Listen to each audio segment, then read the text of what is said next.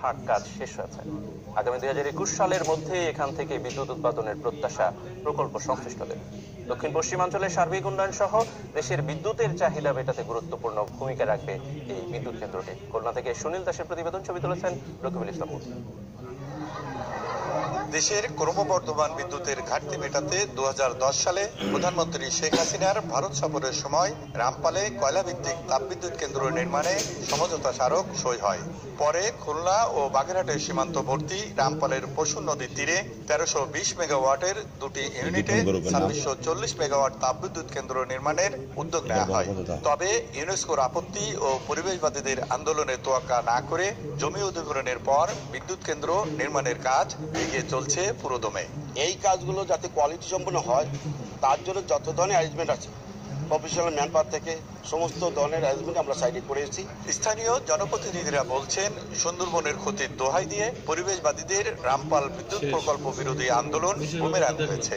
ইনশাআল্লাহ যখন উৎপাদনে যাওয়া যাবে তখন এই প্রতিষ্ঠান এই অঞ্চলের মানুষের সকল দিক দিয়ে একটি সহায়ক ভূমিকা পালন করবে।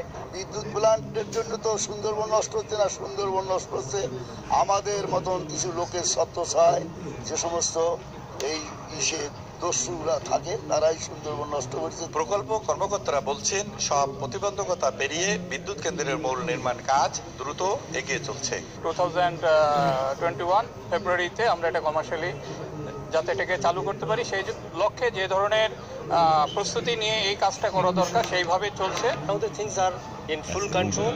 The project is progressing well and as per schedule we will be able to commission the project.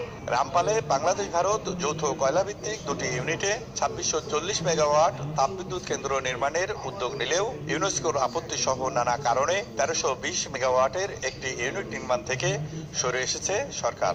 দেশের বিদ্যুৎ ব্যবস্থার উন্নয়ন এবং দক্ষিণ পশ্চিমাঞ্চলের উন্নয়নের কথা বিবেচনা করে বর্তমান সরকার রামপাল তাপবিদ্যুৎ কেন্দ্র এগিয়ে নিচ্ছে। ইতিমধ্যেই এই তাপবিদ্যুৎ কেন্দ্রের 30 ভাগ কাজ সম্পন্ন হয়েছে। সংশ্লিষ্টরা বলছেন, রামপাল বিদ্যুৎ কেন্দ্রের মাধ্যমে সুন্দরবনের কোনো ক্ষতি হবে না। আগামী 2021 সাল নাগাদ এই তাপবিদ্যুৎ কেন্দ্র থেকে বিদ্যুৎ উৎপাদন সম্ভব হবে।